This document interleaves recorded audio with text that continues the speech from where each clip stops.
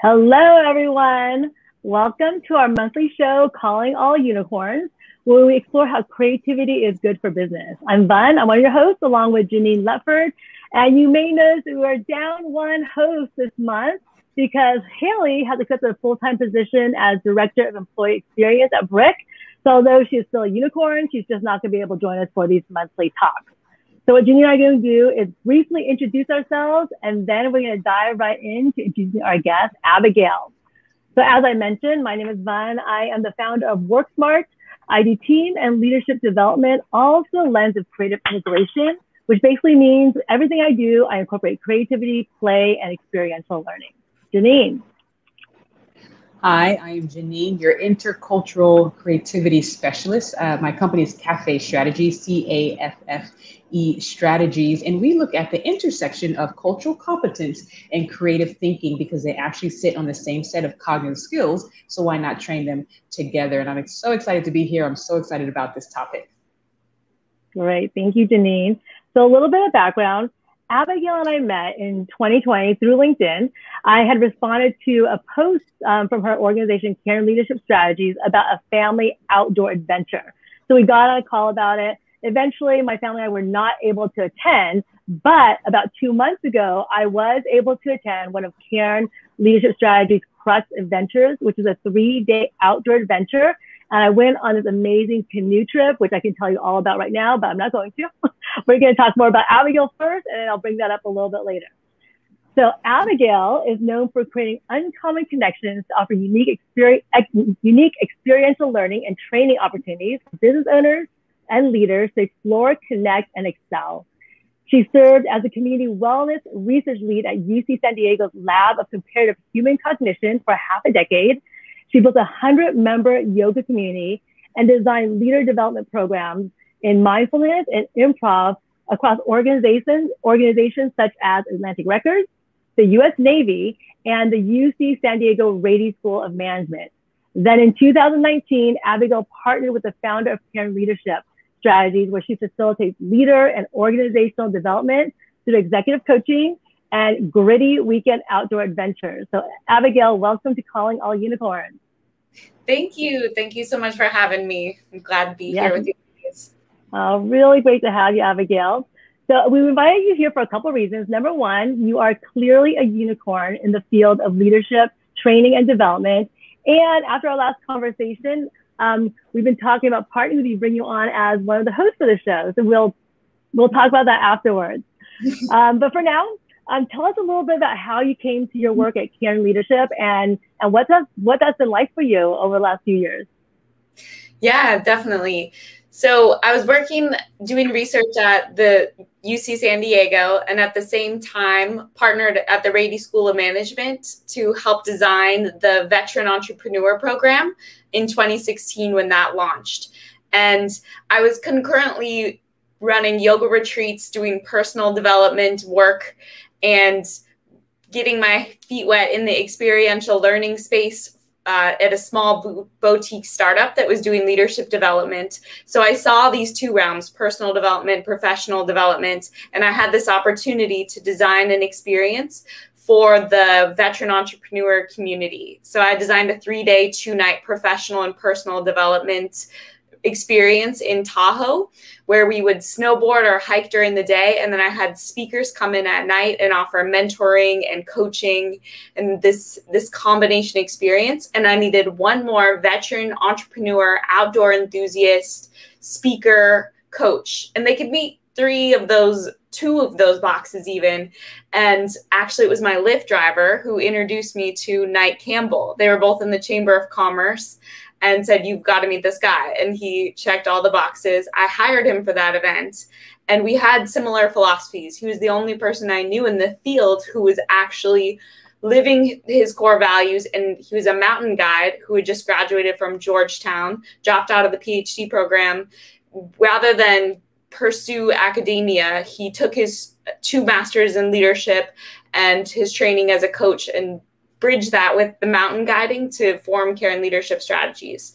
So we partnered in 2019 and we grew what's called Crux Society, which is a membership program for a community of professionals to come on regular weekend outdoor adventures, combine that with one-on-one monthly leadership coaching, and to be a part of this holistic, authentic development process with other leaders. I think that's amazing. And it really speaks to this idea of doing something unique, you know, like this is all about being a unicorn, doing something unique, and but it's also so authentic to who you are, who Knight is. And what I often say about creativity is that we are all creative. And that's why bringing creativity into the workplace, into training, really speaks to everyone. And I do also, I mean, I don't think everyone considers themselves creative, and everyone doesn't consider themselves outdoorsy. But the fact is, when you get people in nature, I'm sure you find that people are like almost feel like at home out there.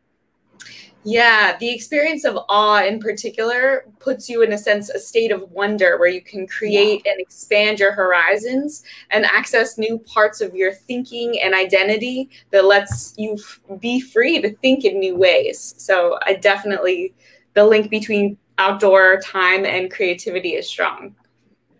It's very strong. And if you ever need research to back up what you're saying, I'm that person. I actually do have like research sitting on my desk that looks like at the area of awe and wonder and what that means, how it's embedded in children automatically, but we need to do a better job with adults. And I also have research that says being out in nature and being around the color green, they found actually activates creative thought as well.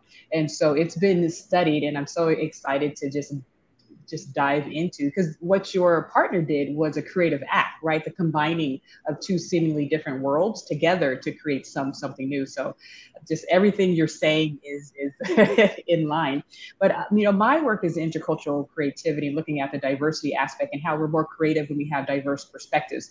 And when I think of nature, I think it is emblematic, you know, the essence of unified diversity, how nature is different, but yet it has come together to work together for a unified good. How do you streamline or teach those concepts outdoors and then connect it to your leadership curriculum? Yeah, the thing is that the outdoor space is a leveler. The hierarchies are dissolved in a way that is, no one is experiencing the rain differently. And so roles are dissolved, some power dynamics and statuses that can exist in the office are dissipated in the environment so that people are able to understand their relationships to one another and reform interpersonal dynamics. And sometimes people are coming on our adventures knowing each other, sometimes not. And that's a big piece of what Crux Society is getting to have experiences with people from different industries, different generations perhaps, and get that perspective, that multifaceted perspective from people who are coming at the world from different places. That's so good. And like everything is almost just built in there. Like you don't even have to superficially bring in these concepts. They're built in the whole activity itself. And we have a core guide,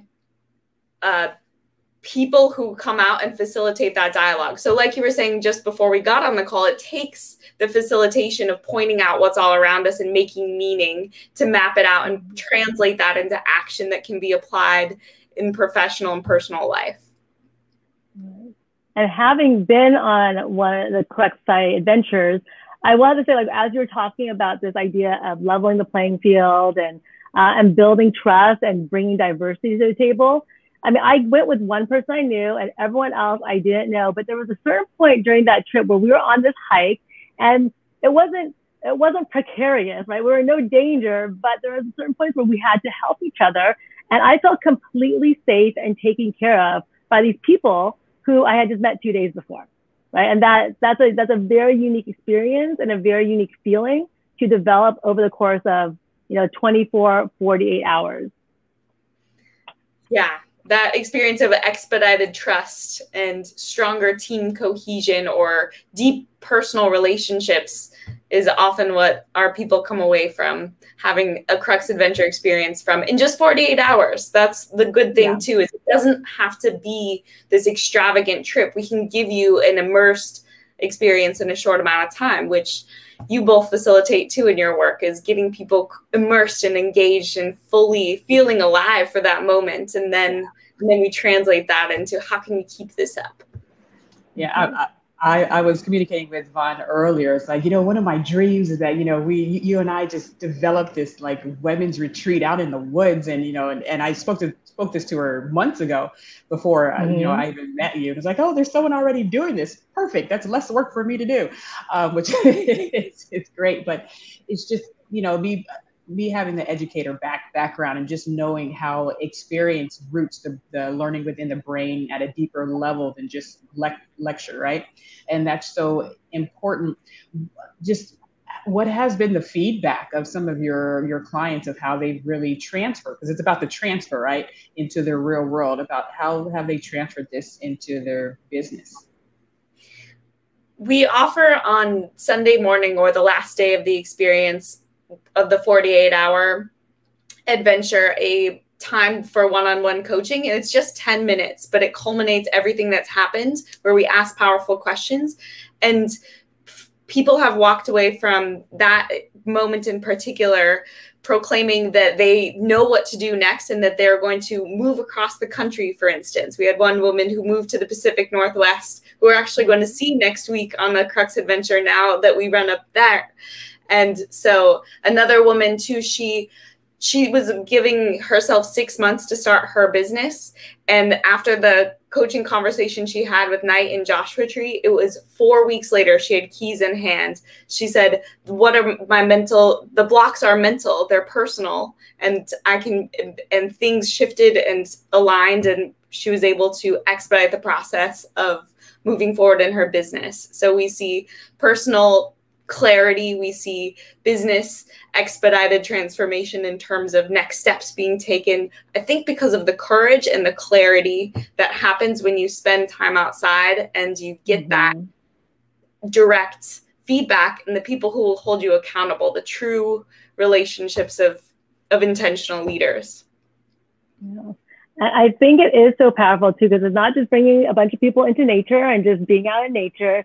Your process is very intentional. And I didn't realize that until I signed up, right? It's just like you go to their website and there's a bunch of beautiful adventures on their website. I picked one, I signed up, and then right away I got an email with a survey, what leadership skills I want to work on. So can you tell us a little about that process from start to that coaching, and then even afterwards? I feel like now I'm part of a community. Yeah, definitely. So once you sign up for a 48-hour adventure, you get an email that tells you when and where to show up, but also a Google form to choose which of the 12 core leadership competencies that you want to focus on right now.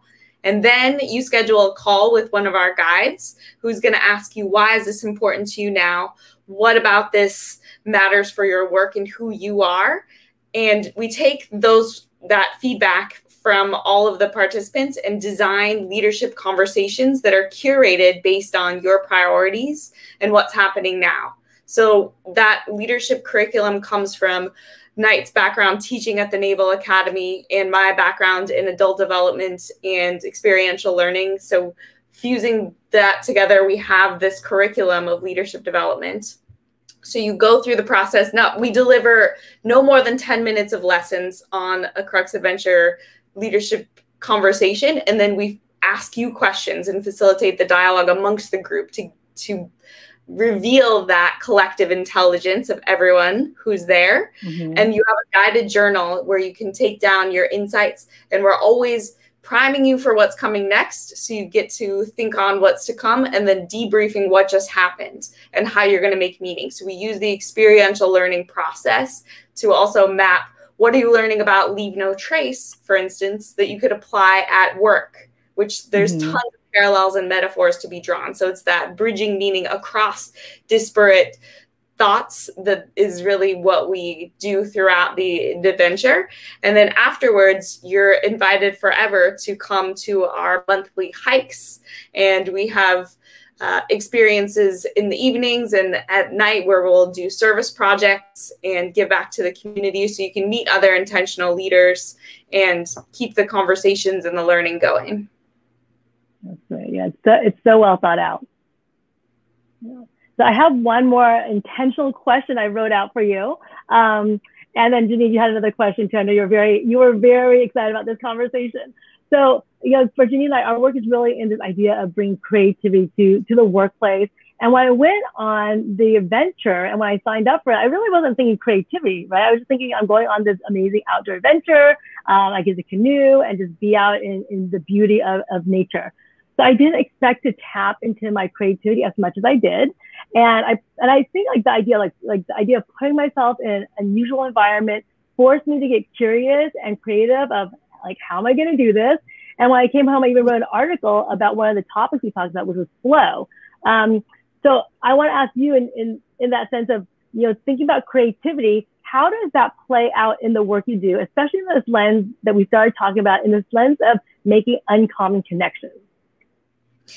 I think it starts with plan and prepare ahead, which is the first leave no trace principle, but also a huge part of work and strategy. So you prime yourself with learning, with resources, and what kinds of problems you're looking to solve. And so that starts with the coaching conversation and the articles you receive beforehand. And then once you get outside, you let your mind wander through these intentional periods of active rest mixed with outdoor activity. So we're concerned and thinking on what hormones are being released at different points of your learning cycle throughout that 48-hour period, so that you have time to reflect and integrate and write down personally and digest and talk out loud and bond collectively at just the right moments. And so just giving space and time to reflect that is primed with the right resources and materials to set yourself up to spontaneously, it seems, solve tough problems and think differently. Yes, I love that, because that is especially in the workplace, one of the definitions of creativity, right? How do you solve problems by making uncommon connections and doing things differently? Yeah. Yeah, and it seems like you also have a little bit of the neuroscience put in there as well. I am a neuroscience nut, as I have brains with me at all times. But it's just very important to know what's going on under the hood while your clients are going through these experiences, which networks are being activated. You talked about making your brain wander, the innovation network is turned on, but when do you have them focused, and all these switches are all going on. And it seems like you guys are setting up the perfect production, but for them to really enjoy the play, but be a part of the play and an interactive part of the play. And that's what we say is steal our Crux Adventure sequence, experience it for yourself, and how can you replicate this and apply the different sequences of events for yourself in your own world? Because like you said, we want to show you what's underneath the hood, both in our brains and our own processes we're using to facilitate, so that you can apply this to your work and make it real in your contexts. And lastly, I'll add just the climate that we're in, this VUCA environment, right? Volatile, uncertain, complex, and ambiguous. To me, the VUCA environment that it always is nature. It's just I've been in nature, and I've been at the Grand Canyon, Niagara Falls, and just in Costa Rica, where there's no one around but you and a sloth. And if, things can go wrong, and you just have to, kind of like what Vaughn was saying, you have to increase your confidence within you and increase your ability to be creative and curious and see how functional agility can come, how you can use new things in new ways. It's a must. The weather and the outdoors keeps us on our toes. It snowed in Joshua Tree in March, for instance, with the group of executives we took out. Beautiful, but we were not prepared. It was not on the radar. So everyone was expecting sunshine, and we had an inch of snow all around our tents. So you have to adapt. And I love that we can use experiences to help cultivate that skill, because it's going to show up in our professional lives, our personal lives, and just our daily weather. Yeah. And if you can do it there, it just that confidence, you can do it anywhere. And I love that transference. That's beautiful. Mm-hmm. That's great. Okay, so Abigail, speaking of making uncommon connections, I'm going to show you an image, and ask you a question. And the question is, I'll show you this image. I'm going to ask you the question, how does this image represent the impact your work makes on participants? Are you ready? I'm ready. All right, so here's your image. There's a little bit of lighting issues, but there you go. Like, yeah. So during COVID, I started making a bunch of these collages. So now I'm making use of them. It's wonderful. Actually, the first word I personally ever spoke is go. So this resonates strongly with me. Oh my gosh, I love it. I might gift this to you. And the color red is strong in terms of passion and enlivenment. And the wheels, I love that it's also a self-powered vehicle so that you're making your own way through. We say climb your mountains. It's not anyone else's. So go climb your mountains is how I would to. That's perfect. And that's really truly what you empower people to do in your Crux Adventures in a literal way and a metaphorical way as well. So thank you. Yeah. Okay. So this is where we kind of switch gears here, and we just give everyone on the call a chance to talk about what's next for them. So we'll start with you, Janine. What are you up to? Let's see. I'm excited just to get intercultural creativity out there. I'll be the opening keynote for the Superintendent's Forum in, where is it, at Texas? So hopefully we're allowed to fly. Oh, wow, that's great. Actually, yes. And then I'm also the opening keynote for NERA, which is the Northeastern Human Resources Association, which is the largest association in the nation. And that's also in person. So hopefully we can fly. But I'm just excited to get the idea of intercultural creativity into the workforce, because as all of our work speaks to it, we need some new solutions and we need to see things in a new way. So that's what I'm up to. Great. So for me, it's so interesting about this idea of creating and co-creating based just on experiences. When I look back, a lot of the programs I offer is because clients and I've gotten together and come up with something together in terms of their needs, what I offer, and come up with something together. So this summer, I started working with a few companies on their summer internship programs and providing these virtual team development activities and programs for their interns, because they're all over the country and they really want to give them an opportunity to come together, do something creative, because as we know, through creativity and play, you build trust much faster than anything else. So that's what I've been working on this summer. So if your company, anyone out there, your company does have an internship program and you're looking for a unique way to engage them, follow me on LinkedIn or reach out and we can talk. And the last word goes to you, Abigail. What's going on with you? What's coming up for you guys? Yeah, I'll tell you some of the ways that you all can get involved. So backpacking in the Sierras, it's in September from the 10th through the 12th. You also can do the same adventure that Bun did in September to go canoeing in Black Canyon in Arizona. And then highly recommend. I've got to pause for a second there and just that was an amazing trip. I might come back again for that one. That one is extremely iconic, and I'm excited that you got to go on that one because it's just beautiful and one of our only water-based ones at this time. So that's a good one to go on. And then in October 16 through 18, we'll be rock climbing in Joshua Tree. And in Catalina, we'll be backpacking across Catalina October 22nd through the 24th. So those are great 48-hour experiences and ways you can get involved. And I have to mention before we go too, the idea that, similar with creativity, when I say, oh, we're going to do something creative, some people get scared, right? I'm not creative. I can't do that. I will tell you that these Crux Adventures are designed for everyone. Like, it doesn't matter your outdoor skills, it's designed for everyone. So if you're interested in getting outdoors and getting on an adventure and you are scared because you're not sure of your abilities, these are the people to go with. They take very good care of us. So thank you. Go ahead, Abigail. Well, definitely. And give me a call. One of my favorite parts of this work is finding the right adventure for you. It's about timing and location, but also what's speaking to you and who else is going to be on that adventure. So I love creating those connections and helping you find the right fit for the adventure. Yeah. Right. Oh, and Janine, you're saying about a women's retreat, like they do women-only programs too. Well, I would love to talk to you more about that. Yes, I'm a big production person, so I love putting on educational productions. But this is great that I have someone who already knows the ins and outs of the nature, the outdoor. And I'm really adamant, like a part of one of my chapters in my book is, you know, the importance of observation, and nature is a great playing field for what it means to truly observe, which means to utilize all of your senses, not just see, but truly observe. And so you're on the right track. Yes, I can't wait for future conversations with you. We have much to talk about. Yes. And I got to get you on the podcast too. Yes, absolutely. Well, Abigail, thank you so much for coming on today as our guest. That may change in the future.